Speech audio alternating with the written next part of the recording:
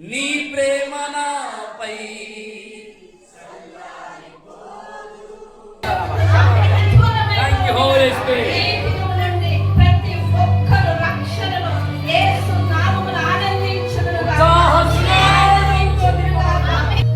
మనుషులందరూ పాపులు. ఇప్పుడు పాపులకేం కావాలి? పరిహారం కావాలి. పరిహారం కావాలంటే పాపి అయిన మానవుడు ఏం చేస్తే కలుగుతుంది పరిహారం? పాపిని రక్షించడం కోసం ఆకాశ మహాకాశములను కలుగజేసిన దేవుడే రక్త మాంసములలో పాలివాడుగా మారడానికి ఇష్టపడ్డాడు.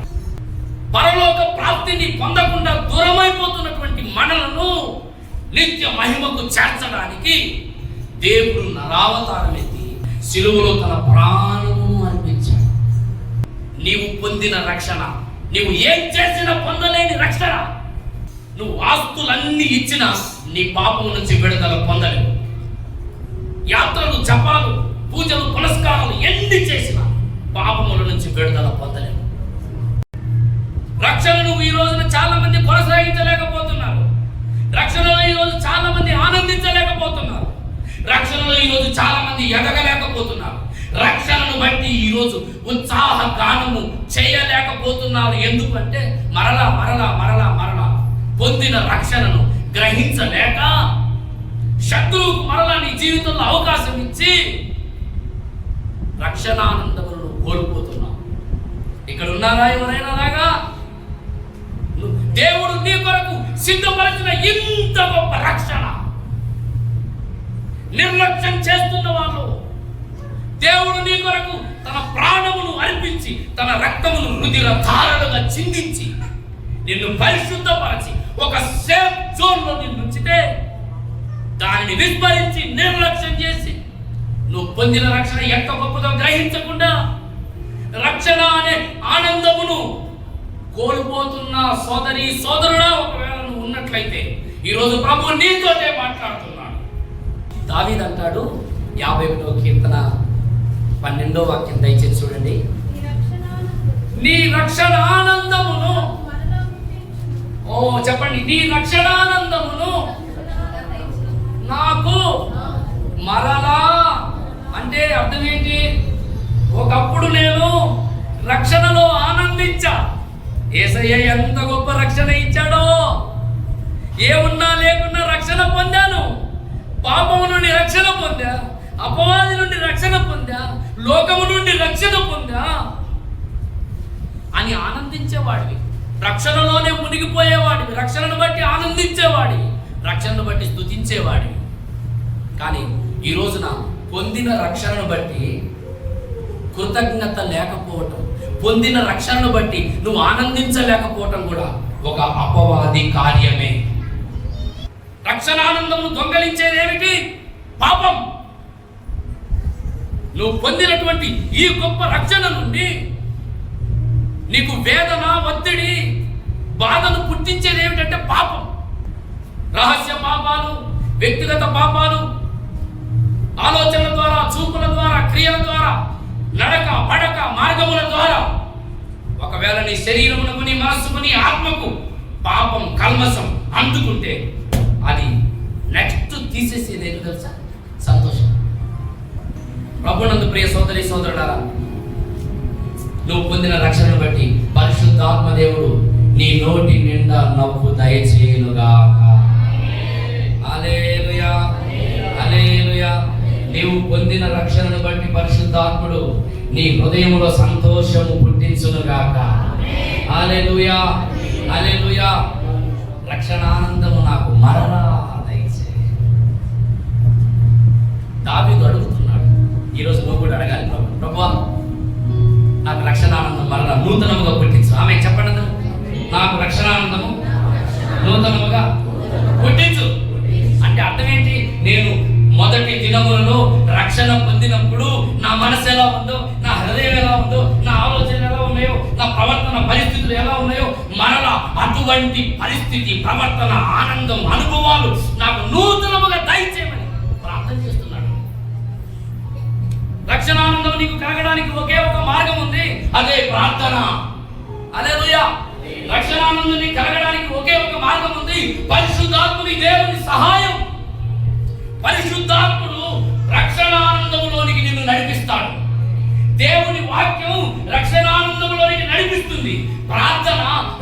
ఆనందంలోనికి నడిపిస్తుంది. Praise the Lord. Hallelujah, hallelujah. ఈ రోజున మనము పొందిన రక్షణను బట్టి ఆనందం, ఆనందం. హల్లెలూయా, హల్లెలూయా. ఆనందం, ఆనందం, ఆనందం. ఎప్పుడు ఆనందం, ఎప్పుడు ఆనందం. దుఃఖము మీ హృదయాలలో నుండి తొలగిపోవును గాక. భారభరితమైన హృదయములకు ప్రతిగా సంతోష వస్త్రము దేవుడు మీకు దయచేయును గాక. నువ్వు పొందుతున్న వాటన్నిటిలో కూడా నిత్యానందమును అనుభవించడానికి దేవుడు సిద్ధపరిచిన రక్షణను చూసే కన్నులు నీకు దయచేయును గాక. రక్షణలో ఎప్పుడు ఆనందించు, ఎల్లప్పుడూ ఆనందించు. ఉదయము, సాయంత్రము, మధ్యాహ్నము ప్రతిరోజు పొందిన రక్షణను బట్టి ఆనందించు. పొందిన రక్షణను బట్టి ప్రభువులో జీవించు. పొందిన రక్షణను బట్టి ప్రభు కొరకు బ్రతుకు. ప్రభువా, రక్షణ ఆనందము నాకు మరలా దయచేయి. రక్షణ ఆనందము నాకు మరలా దయచేయి. సంవత్సరాలు అయిపోయింది నాయన. అందరూ చేతులెత్తి ఒకసారి ప్రార్థన చేద్దాం. చేతులెత్తి ప్రార్థన చేద్దాం. ఓ పరిశుద్ధ ఆత్మదేవా, సంవత్సరాలు అయిపోయింది. రక్షణ ఆనందం నాకు దూరం అయింది నాయన. నా జీవితంలోనికి వచ్చి అనేకమైనవి చోటు చేసుకున్నాయి.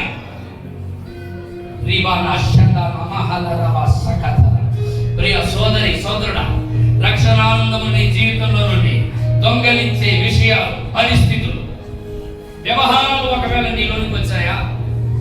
రక్షణను బట్టి ఆనందించలేని పరిస్థితులు, ఒత్తిడి, వేదన, ప్రతికూలతలు నీ జీవితంలోనికి వస్తున్నాయా? అయితే ఈరోజు పరిశుద్ధ మాట్లాడుతున్నాడు.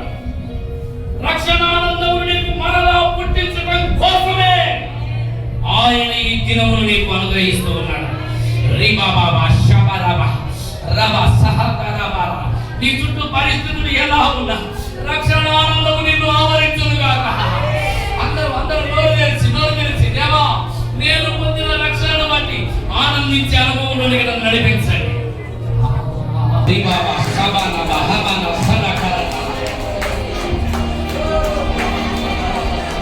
నువ్వు విశ్వసించినట్లయితే ఇదే నీవు నింపబడే సమయం. మరొకసారి నింపబడే సమయం. పరిశుద్ధాత్మతో ప్రతి దినం నింపబడాలి. రక్షణ ఆనందము ప్రతి దినం కలిగి ఉండాలి. ఓ, ఎంత గొప్ప కృప, ఎంత గొప్ప కృప మాకు అనుగ్రహించావు స్వామి.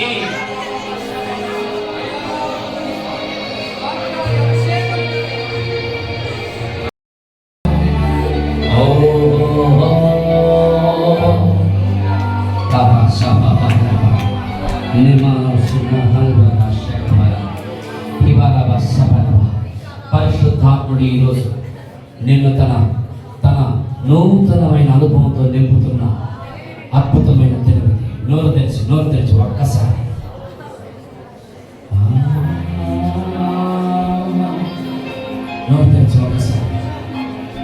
Thank you Holy Spirit, thank you Holy Spirit. ఒక్కొక్కరిలో రక్షణానందం అనుగ్రహించబడును గాక. Right now in the mighty name of Jesus.